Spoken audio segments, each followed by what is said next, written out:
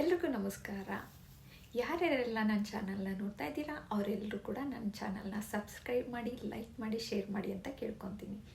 ಇವತ್ತು ಒಂದು ಟಾಪಿಕ್ಕು ಏನು ಅಂತಂದರೆ, ನಾನು ಹಿಂದಿನ ವಿಡಿಯೋದಲ್ಲಿ ನಿಮಗೆ ಅದನ್ನು ಹಾಕಿದ್ದೀನಿ. ಏನು ಅಂದರೆ, ಅಡುಗೆ ಮನೆಯಲ್ಲಿ ಅಕ್ಷಯವಾಗಬೇಕಾದರೆ ಏನು ಮಾಡಬೇಕು ಅಂತ ನಾನು ಒಂದು ವಿಡಿಯೋ ಮಾಡಿ ಹಾಕಿದ್ದೆ.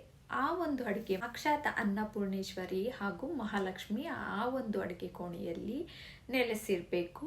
ಆ ಒಂದು ಅಡುಗೆ ಕೋಣೆ ಅಕ್ಷಯವಾಗಬೇಕಾದರೆ ನಾವು ತರುವಂತಹ ಅಡುಗೆ ಸಾಮಗ್ರಿಗಳು ಖಾಲಿ ಆಗದಂತೆ ನೋಡಿಕೊಳ್ಳಬೇಕು ಅಂತ ನಾನು ಒಂದು ವಿಡಿಯೋ ಮಾಡಾಕಿದ್ದೆ. ಒಂದೊಂದು ಸತಿ ಏನಾಗುತ್ತೆ ಅಂದರೆ, ಮನೆಯಲ್ಲಿ ಗೃಹಿಣಿಯರು ಅಡುಗೆ ಮಾಡ್ಲಿಕ್ಕೆ ನಿಂತ್ಕೊತೀವಿ.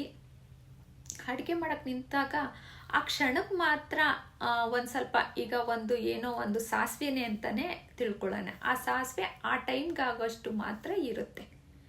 ಮನೆಯಲ್ಲಿ ತಂದ್ಕೊಡ್ಲಿಕ್ಕೆ ಗಂಡಸರಿಗೆ ಟೈಮ್ ಇರಲ್ಲ, ಆದ ತಕ್ಷಣ ತರಿಸ್ಲಿಕ್ಕೂ ಆಗಿರಲ್ಲ.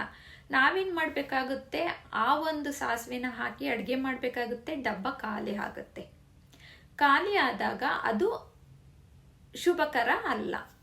ಹಾಗಾದರೆ ಏನು ಮಾಡಬೇಕು ಅಂತ ಕೇಳೋದಾದರೆ, ನೋಡಿ, ಒಂದೊಂದು ದಿನ ಯಾರಿಗೂ ಅಷ್ಟೇ ನಾವು ಏನು ಅಡುಗೆ ಸಾಮಗ್ರಿಗಳು ಒಂದೊಂದು ಟೈಮು ತಂದಕ್ಕೆ ಆಗ್ತಾ ಇರಲ್ಲ.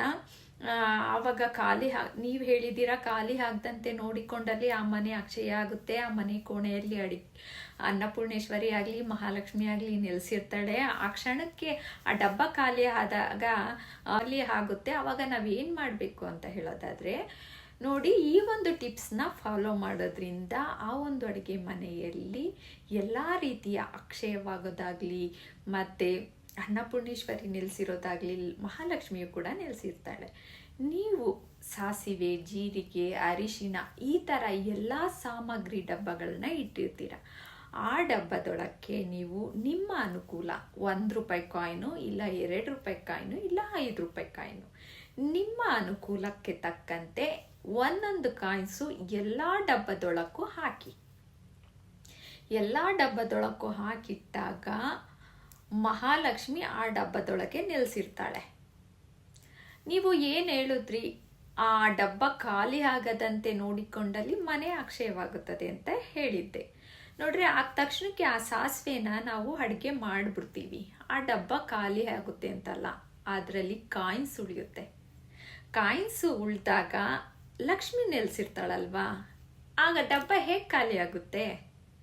ಈ ಒಂದು ಟಿಪ್ಸ್ನ ಫಾಲೋ ಮಾಡೋದ್ರಿಂದ ಅಡುಗೆ ಮನೆಯಲ್ಲಿ ಸಾಕ್ಷಾತ್ ಅನ್ನಪೂರ್ಣೇಶ್ವರಿ ಮಹಾಲಕ್ಷ್ಮಿ ಯಾವಾಗಲೂ ನೆಲೆಸಿರ್ತಾಳೆ. ನಮ್ಮ ಮನೆಯಲ್ಲಿ ತರುವಂತಹ ಏನೇ ಅಡುಗೆ ಸಾಮಗ್ರಿಗಳಾಗಲಿ ಖಾಲಿ ಆಗದಂತೆ ನೋಡಿಕೊಳ್ಳಬೇಕು. ನೋಡಿಕೊಂಡಲ್ಲಿ ಆ ಮನೆ ಖಂಡಿತ ಯಾವಾಗಲೂ ಕೂಡ ಅಕ್ಷಯವಾಗಿರುತ್ತದೆ. ಮನೆಯಲ್ಲಿ ಲಕ್ಷ್ಮೀ ಸ್ವರೂಪ ಈ ಒಂದು ಅಡುಗೆ ಸಾಮಗ್ರಿಗಳು.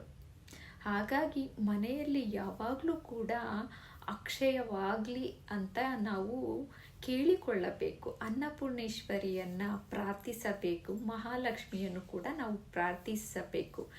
ಪ್ರಾರ್ಥಿಸಿದ ನಂತರ ಆ ಮನೆ ಯಾವಾಗಲೂ ಕೂಡ ಅಕ್ಷಯ ಆಗ್ತಾ ಇರುತ್ತೆ. ಹಾಗಾಗಿ ಈ ಒಂದು ಟಿಪ್ಸ್ನ ನೀವು ಫಾಲೋ ಮಾಡೋದ್ರಿಂದ ಯಾವುದೇ ರೀತಿಯ ಸಮಸ್ಯೆ ಇಲ್ಲ. ಆ ಡಬ್ಬ ಖಾಲಿ ಆದರೂ ಕೂಡ ಆ ಡಬ್ಬದೊಳಗೆ ಲಕ್ಷ್ಮಿ ಕೂತೇ ಇರ್ತಾಳೆ, ವಾಸವಾಗೇ ಇರ್ತಾಳೆ. ಹಾಗಾಗಿ ನಿಮಗೆ ಈ ಒಂದು ಟಿಪ್ಸು ಇಷ್ಟ ಆಯಿತು ಅಂದರೆ ನನಗೆ ಖಂಡಿತ ಕಮೆಂಟ್ ಮಾಡಿ ತಿಳಿಸಿ, ಲೈಕ್ ಮಾಡಿ, ಶೇರ್ ಮಾಡಿ, ನನ್ನನ್ನು ಪ್ರೋತ್ಸಾಹಿಸಿ ಅಂತ ನಿಮ್ಮ ಹತ್ರ ಕೇಳ್ಕೊತೀನಿ. Thank you so much.